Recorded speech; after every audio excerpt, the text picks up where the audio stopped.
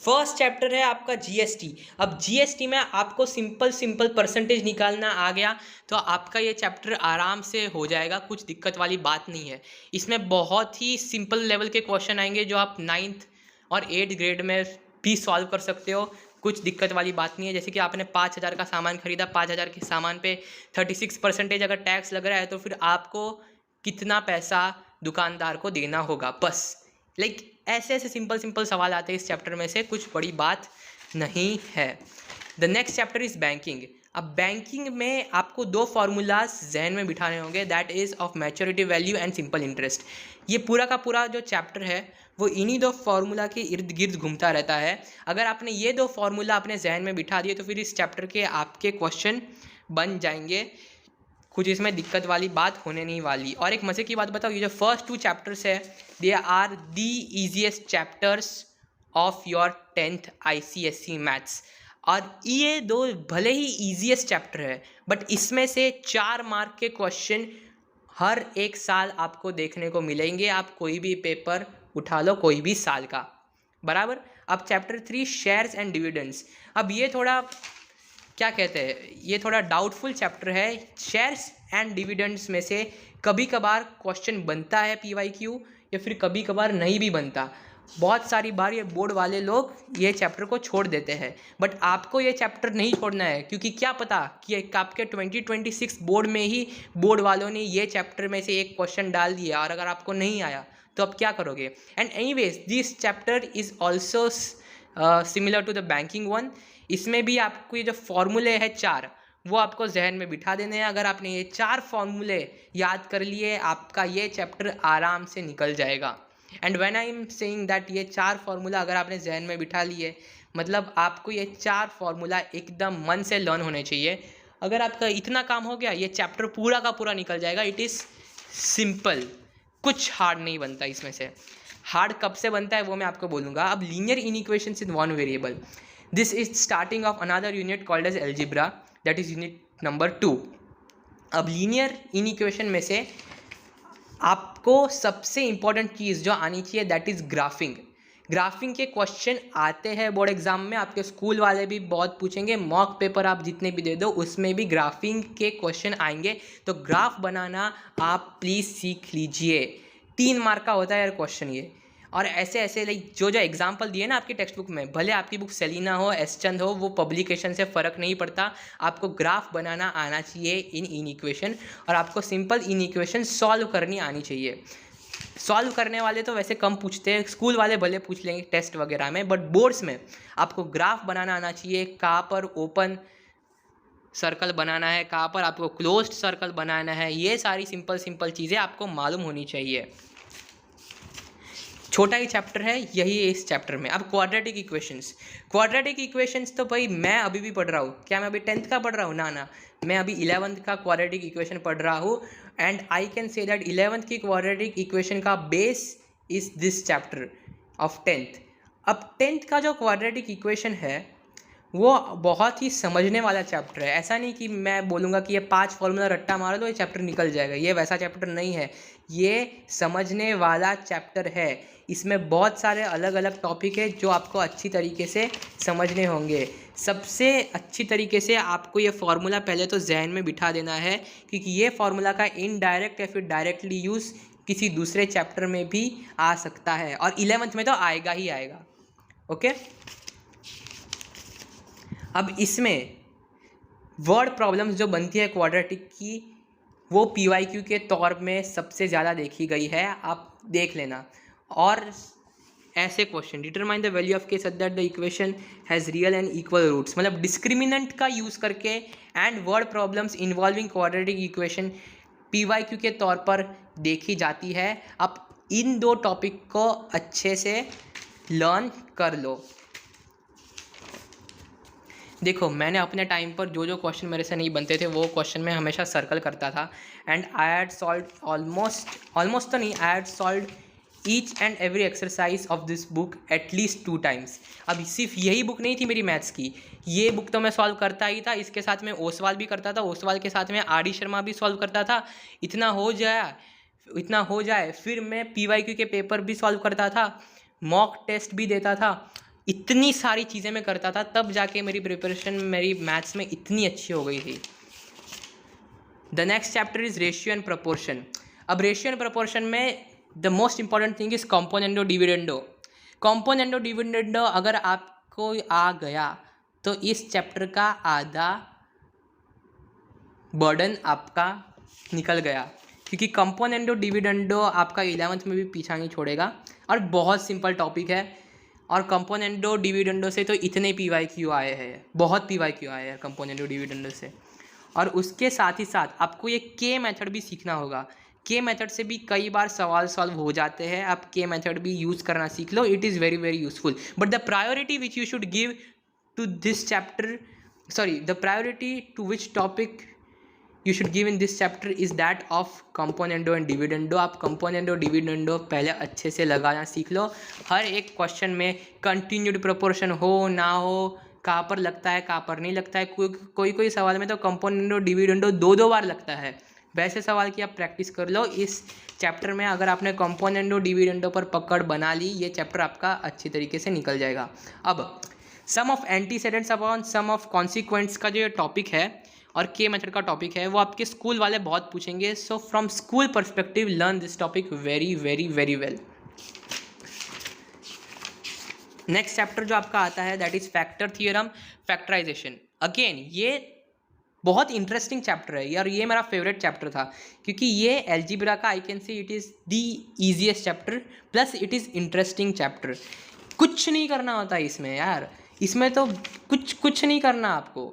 इतना simple chapter आपने देखा नहीं होगा। देखो इसका फर्स्ट एग्जांपल ही हम लोग पढ़ते हैं। Find the remainder when x³ - 7x + 4 is divided by x - 1, x + 2 and 2x + 1। कुछ नहीं, आपको लाइक x - 1 = 0 कर देना है, फिर जो जो x की वैल्यूज़ है वो इसके अंदर आप पुट कर लो। आप देख लो कि इसमें क्या क्या वैल्यू आती है, क्या क्या वैल्यू बचती है, और जो वैल्यू बचती है वो होगी आपकी रिमाइंडर। मतलब ये तो बहुत ही बेसिक कंसेप्ट पर बिल्ड हुआ ये चैप्टर है, और इससे 4 मार्क का क्वेश्चन आता ही आता है। आपके ICSE के बोर्ड एग्ज़ाम में इससे 4 मार्क का क्वेश्चन आता ही आता है। तो आप इस चैप्टर में एक काम कर लेना, आप ये पूरा का पूरा चैप्टर एक दिन में आसानी से ख़त्म कर सकते हो, कुछ इसमें बड़ी बात नहीं है। और वो चैप्टर ख़त्म करने के बाद आपको एक काम करना है, आपको ICSE के PYQs आपको कम से कम 30 PYQs इस चैप्टर के लगा लेने हैं। वो 30 PYQs जब आप लगा लोगे, आपका पूरा का पूरा चैप्टर अच्छी तरीके से कंप्लीट हो जाएगा। And that's it, that's all you need.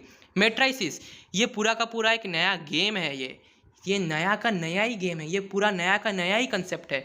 ना आपने ये चीज़ कभी 9th में पढ़ी, ना आपने ये चीज़ कभी 8th में पढ़ी, आपने ना कभी इस चीज़ को देखा, बट स्टिल आपको ये अभी पक्का करना पड़ेगा।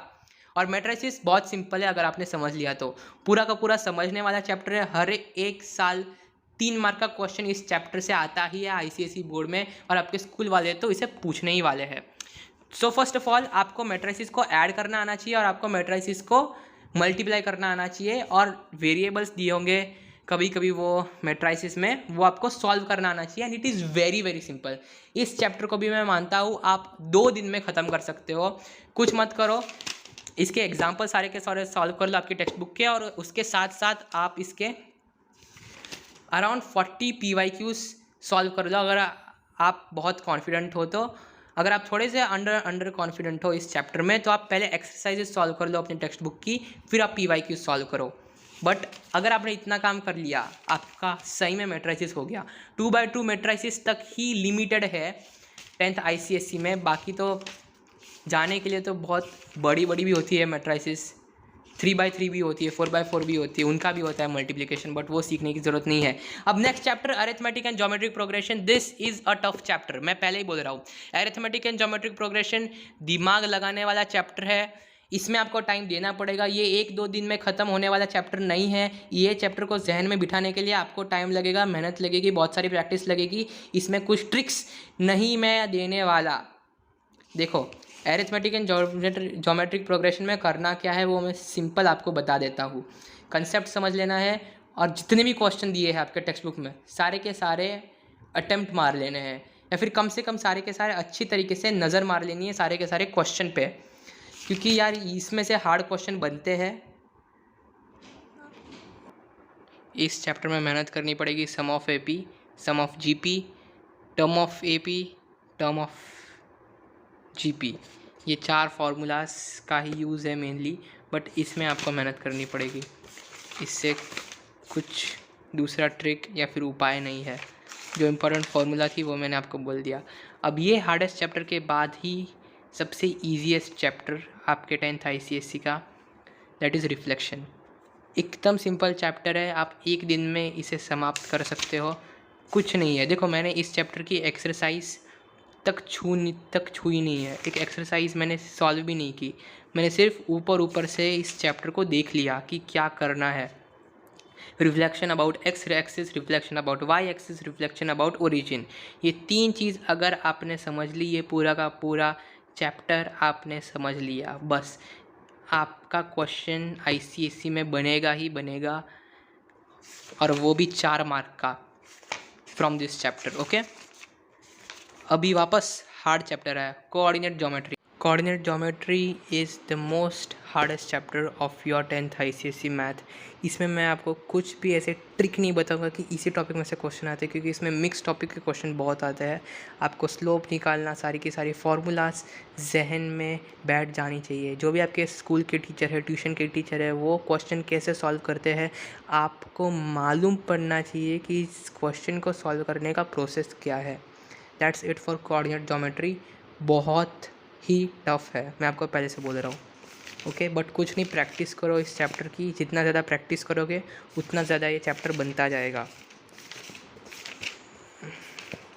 The next chapter is similar triangles. Similar triangles का जो चैप्टर है वो सबसे ट्रिकी चैप्टर है। इसमें कुछ नहीं करना होता, आपको प्रूव करना होता है मोस्ट ऑफ द केसेस में, कि prove that triangle ABC is congruent to triangle CDE। और मैं आपको एक इसमें चीज़ बताऊँ, मेरे टाइम पर भी मुझे ये सबसे ट्रिकी चैप्टर लगता था, but at the very same time ये ईजी है वंस यू अंडरस्टैंड। आपको कुछ नहीं करना होता है, आपको सिर्फ प्रूफ करना होता है यार।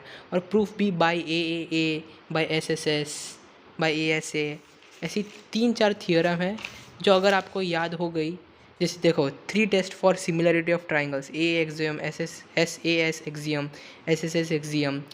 अगर आपको ये एक्सियम सारी की सारी मालूम है, कहाँ पर अप्लाई करना है मालूम है, then this is the most easiest thing which you can ever learn.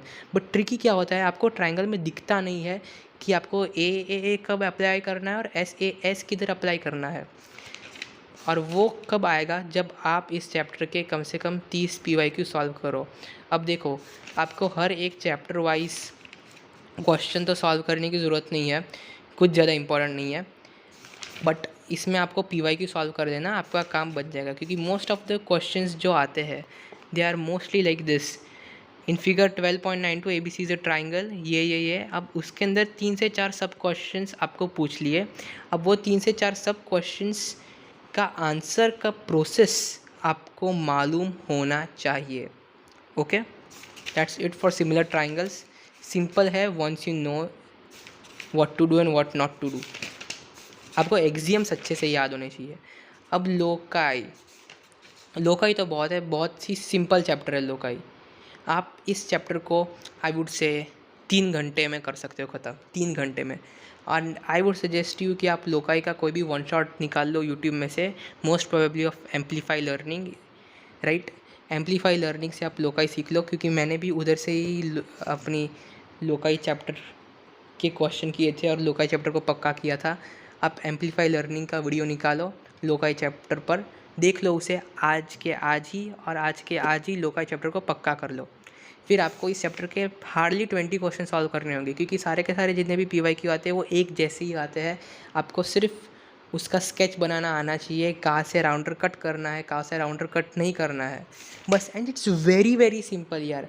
कुछ बहुत सिंपल रूल्स आपको याद रखने हैं while constructing it, and it's so simple, बहुत ही सिंपल है। एंड इसका क्वेश्चन कभी छोड़ते नहीं है, क्योंकि ये चैप्टर ऑप्शनल में आता है। And I would say that इसका क्वेश्चन आप कभी मत छोड़ो। अगर आप इस चैप्टर का क्वेश्चन छोड़ रहे हो ना यार, मतलब आप वो 3 से 4 मार्क अपने फालतू में वेस्ट कर रहे हो। इस चैप्टर को पक्का करके जाओ, और वो 2 घंटे में पक्का होगा चैप्टर। सर्कल देखो, सर्कल सिमिलर ट्राइंगल से चैप्टर है। अगर आपको चीज़ें दिख गई तो फिर आप कर पाओगे, अगर आपको चीज़ें नहीं दिखी, अगर आपको चीज़ें क्लिक नहीं हुई, आप नहीं कर पाओगे। ये वैसा चैप्टर है। अब इसमें आपको क्या क्लिक होना चाहिए, एंगल कैसे निकालते हैं वो आपको सबसे पहले क्लिक होना चाहिए। इसमें बहुत सारे अलग अलग प्रकार के एक्सियम्स है, थियोरम्स है, वो आपको मालूम होने चाहिए। उनका प्रूफ कभी नहीं पूछता आईसीएसई, ना कभी आपका स्कूल पूछेगा। बट इसकी प्रॉपर्टीज़ सारी की सारी, टेंजेंट की प्रॉपर्टीज़, कैसे एंगल निकालते हैं, सेगमेंट्स की प्रॉपर्टीज़, राइट, वो प्रॉपर्टीज़ आपको मुंह ज़बानी याद होनी चाहिए और उसे अप्लाई करना उससे ज़्यादा इम्पॉर्टेंट है। रटना नहीं है, उससे देखना है, आँखों का कमाल है ये, ठीक है। अगर आपको ये एंगल वगैरह निकालना आ गया देन आपका ये चैप्टर पक्का हो गया। और इसमें से सबसे इम्पोर्टेंट बताओ कौन सी है, ये वाली जो आप देख पा रहे हो फिगर 14.155 में, वीडियो पॉज कर आप देख लेना। वो जब भी लगती है ना प्रॉपर्टी क्वेश्चन में, वो कभी आपको दिखती नहीं है। So I just told this to you right now. तो फिर आपको वो प्रॉपर्टी सबसे पहले दिखनी चाहिए। अब कंस्ट्रक्शन ऑफ अ सर्कल आता है क्वेश्चन, बोर्ड्स में आता है, स्कूल में भी आएगा, लर्न कर लेना। 4 मार्क अपने फालतू में गवा कर मत आना। बहुत सिंपल है। I would suggest you to watch a video of Amplify Learning. बहुत सिंपल है और वो लर्न करके जाना है आपको, बस यही है उसमें। अब 3 डायमेंशनल सॉलिड्स में से बहुत सिंपल क्वेश्चन आते हैं। आई वुड सजेस्ट यू कि आप अपने बुक में से, टेक्स्ट बुक में से कुछ ज़्यादा सवाल ना करें इसके। अगर आप टेक्स्ट बुक में से सवाल करेंगे आप फालतू में डीमोटिवेट हो जाएंगे। आप सिंपल से इस चैप्टर का वन शॉट देख लीजिए। वन शॉट देखने के बाद आप इसकी PYQ ट्राई कर लीजिए। कितने ट्राई करने हैं आपको, 20 से 30 PYQ ट्राई करने हैं। 20 से 30 PYQ ट्राई करने के बाद आपका ये चैप्टर पक्का हो जाएगा। बस कुछ नहीं करना इसमें, बहुत सिंपल चैप्टर है। एक्चुअली चैप्टर सिंपल नहीं है, इससे क्वेश्चन जो आते हैं रियल में आपके बोर्ड में, वो बहुत सिंपल क्वेश्चन आते हैं, बहुत ही सिंपल।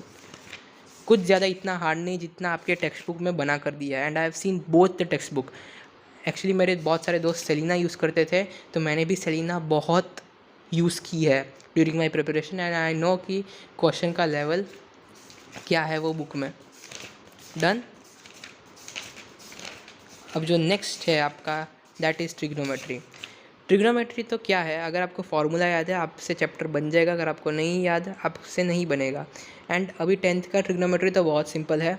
आपको सिंपल फंडामेंटल टेबल एक तो सबसे पहले याद होना चाहिए। टेबल के बाद जो सिंपल आइडेंटिटीज़ रहती है सारी की सारी, that tan theta is equal to sin theta upon cos theta, sin square plus cos square is equal to 1, sec square is equal to 1 plus tan square, ये सारी चीज़ें आपको याद रहनी चाहिए। And that's it. अगर आप इतना याद कर लोगे आपका ट्रिग्नोमेट्री हो जाएगा। But you know what, trigonometry का ही भाई है ये chapter, Heights and distances. Heights and distances का जो क्वेश्चन आता है आपकी बोर्ड एग्जाम में वो ऑप्शनल होता है। बट प्लीज़ ये बहुत इजी क्वेश्चन आता है, आप इसे स्किप मत मारिए, आप इसे लर्न करके ही जाइए। बहुत ही सिंपल है यार, बहुत ही सिंपल है, बहुत सिंपल है यार। एंड व्हेन आई से बहुत simple, it really means that this chapter is really simple. कुछ नहीं होता है, angle of elevation, angle of depression अगर आपने समझ लिया then it is basic trigonometry. आपको इसमें सिर्फ 2 ही रेशियो याद करना है, दैट इज़ tan 30 tan 60, क्योंकि वही मोस्टली यूज़ होते हैं। tan 30 जो होता है आपका, तो वो होता है 1/√3 और tan 60 होता है √3।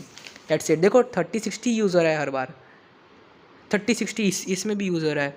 और आपके जो PYQs है उसमें 30-60 वही यूज़ होता है। और अगर कोई दूसरा टेढ़ा एंगल यूज़ होता होगा तो फिर वो ICSE वाले एंगल आपको पहले ही क्वेश्चन में दे देंगे, दैट 1052 इज़ दिस। ओके, बहुत सिंपल क्वेश्चन आता है। आप अगर टेक्सचुअल एक्सरसाइज भी कर लो इसकी तो भी आपका ये चैप्टर पक्का मैं मान लूँगा। अभी आते हैं स्टेटिस्टिक्स पर। Statistics itself is a very tricky topic. ये सिंपल नहीं है, ये ट्रिकी है, ये सिर्फ लगता सिंपल है। एरिथमेटिक मीन, मीडियन, मोड और क्वार्टाइल्स। क्वार्टाइल से सवाल बनते हैं, मीन मीडियन से बनते हैं। But the main thing which you should know is 3 methods to find mean, direct method, shortcut method and the step deviation method. Step deviation method से बहुत बार क्वेश्चन आ चुके हैं और आपके स्कूल वाले तो स्टेप डिविएशन बहुत बार पूछेंगे, तो आपको स्कूल से ही ये मेथड ऑटोमेटिकली रट्टा हो जाएगी। शॉर्टकट मेथड और स्टेप डिविएशन मेथड से PYQ बहुत बनता है, आप वो लर्न कर प्लीज़ चले जाना। अब देखो मीडियन तो बहुत सिंपल है, मीडियन इतना पूछते नहीं है PYQs, बट मे बी आपका स्कूल पूछ ले। अब inter quartile range is very important, क्योंकि जब आप ग्राफ बनाओगे वो ग्राफ के अंदर बोर्ड वाले will ask you to find the interquartile range. Interquartile range means Q3 - Q1। Okay, mostly Q3 - Q1 ही होता है in 99% of cases. Histogram and ogive का क्वेश्चन भी ऑप्शनल में होता है। ओजाइव जब आप अटेम्प्ट मार रहे हो, आप एक चीज़ ध्यान से सुन लो कि उसमें आपको स्केल से लाइन नहीं बनानी होती है, उसमें आपको लाइन बनानी होती है as a free hand curve. Free hand curve से ही आप प्लीज़ लाइन बनाना ओजाइव में। Okay, that's it. हिस्टोग्राम वगैरह drawing it is very simple, आप इसे छोड़ना बिल्कुल भी मत। एंड यस, इसमें आपको मोड़ निकालना आना चाहिए, कुछ नहीं होता। जो उसका नियरेस्ट बार होता है उससे एक वर्टेक्स खींचो दोनों तरफ से, और जब वहाँ पर मीट हो रहा है वहाँ से एक लाइन खींच लो नीचे, वो होता है आपका मोड़। जब आप इस चैप्टर के PYQ सॉल्व कर लेंगे, आपका ये चैप्टर भी अच्छी तरीके से हो जाएगा। And I guess that's it for the maths ICSE।